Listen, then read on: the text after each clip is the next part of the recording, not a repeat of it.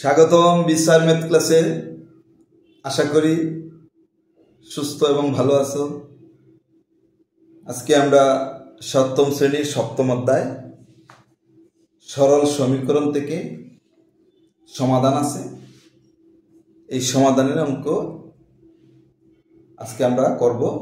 এই সমাধানটা আমরা বোর্ডে লিখে রাখছি, এটা হলো 5 নং। এই 5 নং অঙ্কের আমরা সমাধানটি দিতে চেষ্টা করব।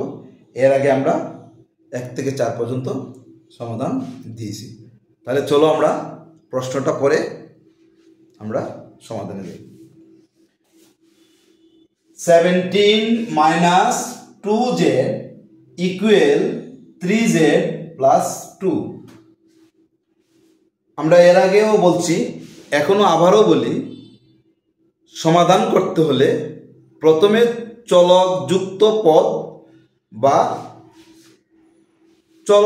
চলক পদগুলো, যেগুলো চলক বা চলক যুক্ত পদগুলো বাম দিকে চিহ্ন পরিবর্তন করে স্থানান্তর করতে হবে, অর্থাৎ নিয়ে আসতে হবে বাম দিকে, ডান দিকের থেকে বাম দিকে নিয়ে আসতে হবে। আর স্বাভাবিক সংখ্যাগুলো যেগুলোর সাথে XYZ অর্থাৎ চলক থাকবে না, সেগুলো স্বাভাবিক সংখ্যাগুলো, সেগুলো ডান দিকে নিয়ে যেতে হবে। চলকযুক্ত পদ কোনগুলো? মনে করো এই ডান দিকে আছে 3z মানে জেডটা হলো এখন চলক, তাহলে এটা নিয়ে যেতে হবে চিহ্ন পরিবর্তন করে বামে। আর এদিকে স্বাভাবিক সংখ্যা আছে 17, এটা চিহ্ন পরিবর্তন করে ডান দিকে নিয়ে আসতে হবে। এটাকে বলা হয় পক্ষান্তর বিধি। তাহলে আমরা এখন বা -2z ইকুয়াল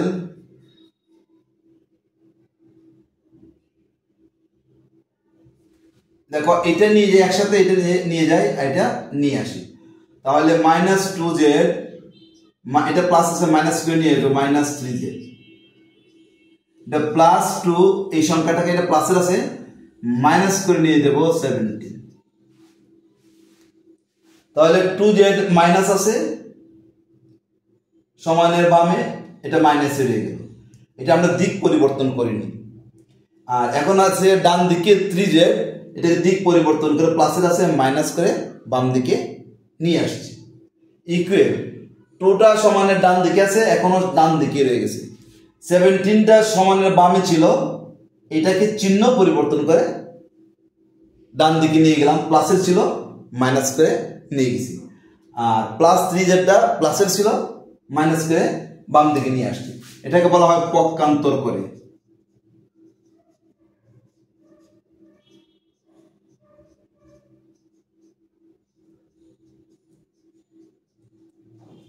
পক্ষান্তর করে আমরা জানি মাইনাসে মাইনাসে সংখ্যাগুলো যোগ চিহ্ন হয় বিয়োগ চিহ্ন, এটাও মাইনাসের, এটাও মাইনাসের, তাহলে চিহ্ন কিন্তু আমার মাইনাসই হবে।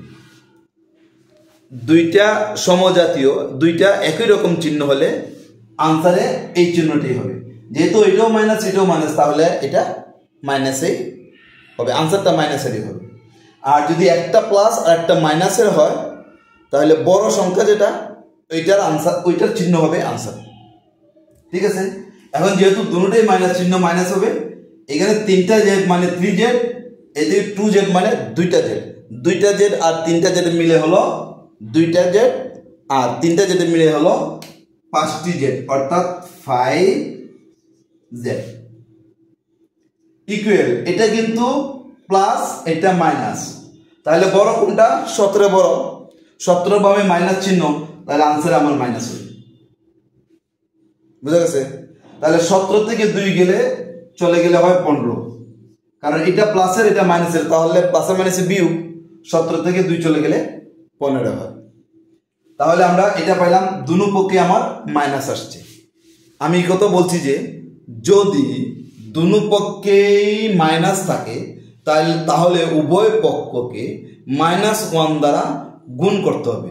-1 দ্বারা গুণ করে এটাকে অবশ্যই প্লাস করতে হবে, অর্থাৎ মাইনাস থাকলে, ঋণাত্মক থাকলে এটাকে ধনাত্মকে নিতেই হবে, মাইনাস রাখা যাবে না। তাহলে দেখো এটা অনেকে এইভাবেও করে, -5z ইকুয়াল -15। এটা অনেকে এইভাবে করে, মানে জেড ইকুয়াল -15/-5, মাইনাসে মাইনাসে কাটা 3 × 5 = 15, এইভাবে করে অনেকে। তোমরা কিন্তু এইভাবে করবে না, এইভাবে তোমরা করবে না। আমরা আগে মাইনাসটাকে বাদ দিই, উভয় পক্ষ থেকে মাইনাসকে বাদ দেব। উভয় পক্ষকে মাইনাস বাদ দিতে হলে উভয় পক্ষকে -1 দ্বারা গুণ করতে হবে। সমীকরণের উভয় পক্ষকে একই চিহ্নযুক্ত পদ দ্বারা গুণ বা ভাগ করলে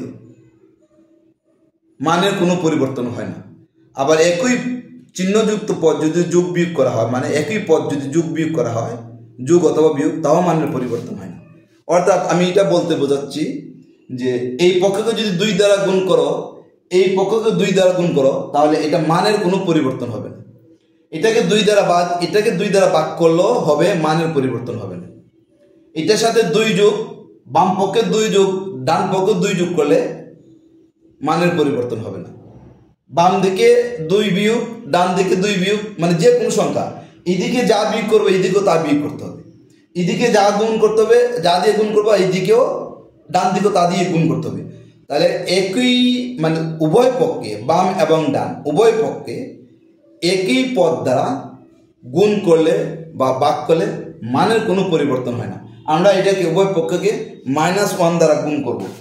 তাহলে -1 দ্বারা গুণটা লিখে না, আমি তোমাদের এখানে লিখার দরকার পড়ে না, আমি এটা এখন লিখে রাখো।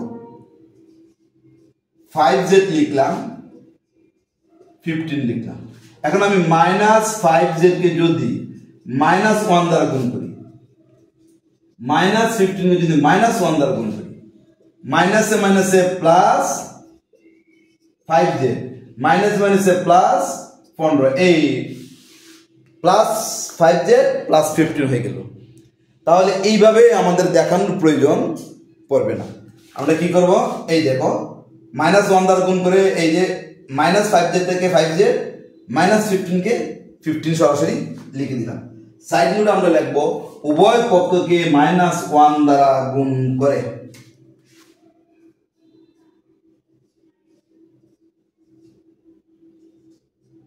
উভয়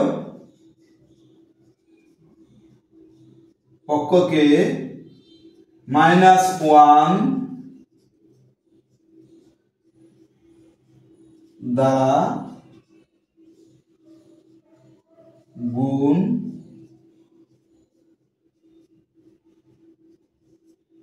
উভয় পক্ষকে -1 দ্বারা গুণ করে। তাহলে উভয়কে -1 দ্বারা গুণ করলে মাইনাসে মাইনাসে প্লাস, মাইনাসে মাইনাসে প্লাস হয়ে গেল। এখন আবার উভয় পক্ষকে 5 দ্বারা ভাগ, উভয় পক্ষকে কি করব, 5 দ্বারা আমরা ভাগ করব।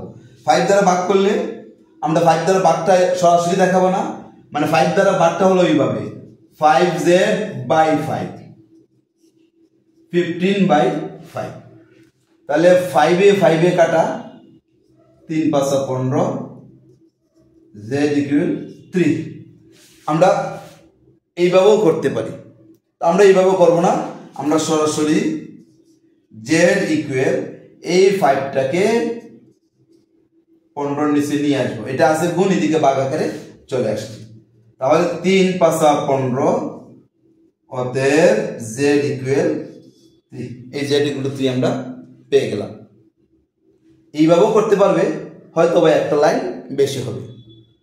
তাহলে আমরা z = 3 পেয়ে গেলাম। এটাই হলো আমাদের এই অঙ্কটির সমাধান। তাহলে আমরা এখন লিখি নির্ণেয় সমাধান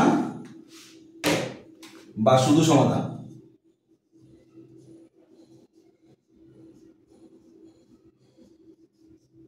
সমাধান z = 3, এটি হলো আমাদের আনসার।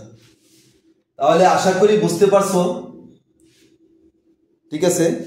এই অঙ্কটাকে আমরা মাইনাস বাদ দিয়ে করতে পারবো যদি আমরা এটাকে প্রতিসাম্য বিধিতে করি, তাহলে এই মাইনাসটা আসবে না। আমি একটু দেখাই প্রতিসাম্য বিধিটা,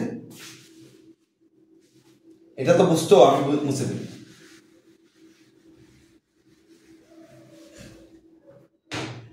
প্রতিসাম্য বিধি দেখো, আমাকে z এর মান বের করতে হবে, তো তাহলে এদিকে 2z, এদিকে 3z, তাহলে 3z টা 3টা বড় 2z থেকে। আমি এই পুরো অংশটা বামে নিয়ে আসবো, এই পুরো অংশটা ডান দিকে নিয়ে যাব। আমি এর আগে আমরা 3 নম্বর একটি অঙ্ক বলেছিল, হ্যাঁ এটা আমি প্রতিসাম্য বিধিতে তোমাদেরকে আপলোড দিয়েছি। বা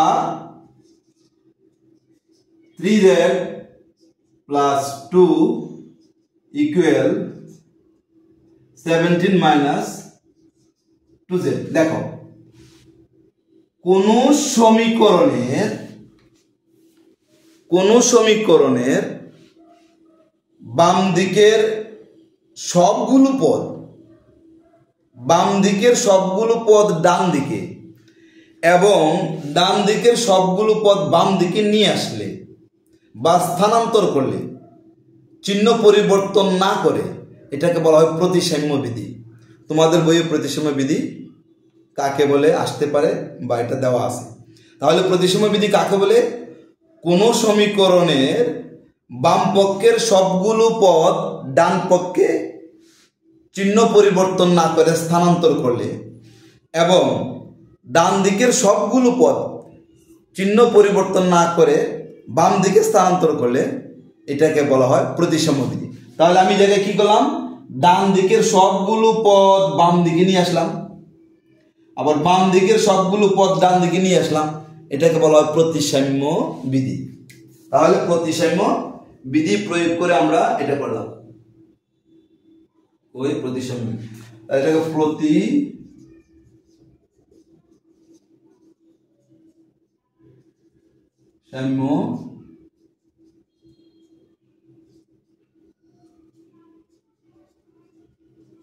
প্রতিসাম্য বিধি।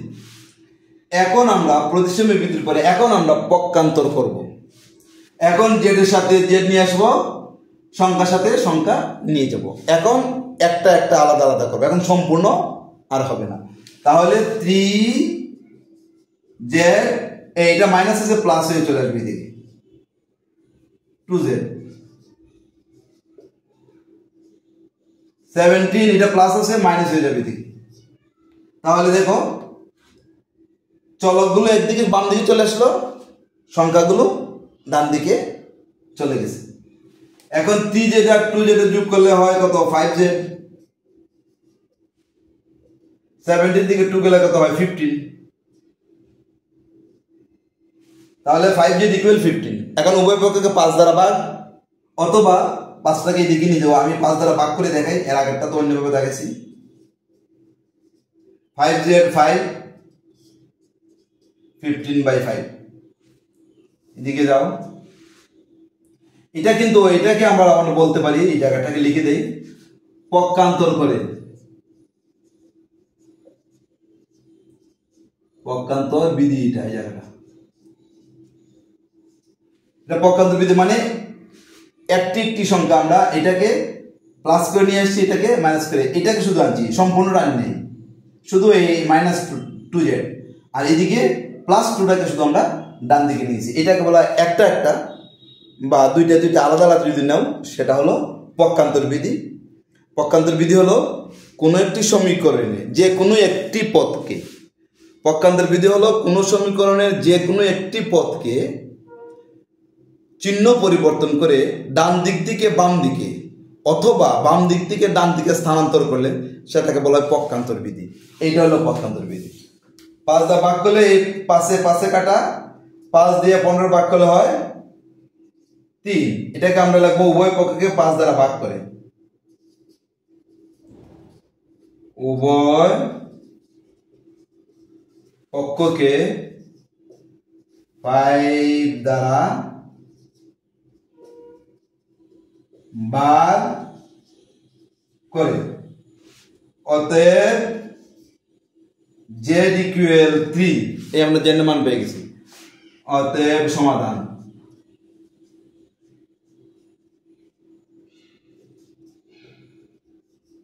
z equal to 5। এটা আনসার। আশা করি বুঝতে পারছো দুইটা নিয়মই। এটাতে শুধু মাইনাসটা আসে নাই, আর এর আগেরটায় মাইনাস আসছিল, উভয় পক্ষকে -1 দ্বারা আমরা গুণ করে প্লাস করে ফেলছি। অবশ্যই মাইনাস থাকলে প্লাস করতে হবে। তাহলে আশা করি দুইটাই তোমরা বুঝতে পারছো, দুইটা দেখে যেটা তোমার ভালো লাগে এটাই করতে চেষ্টা করবে। তবে সবার আগে বুঝতে হবে যে আমি কি করছি বা আমি কি করতেছি। এই জিনিসটা যদি বুঝো তাহলে তোমার অঙ্ক বোঝা হয়ে যাবে। তাহলে আজকের মতো এখানেই, নেক্সট অঙ্ক আবার তোমার জন্য নিয়ে আসবো।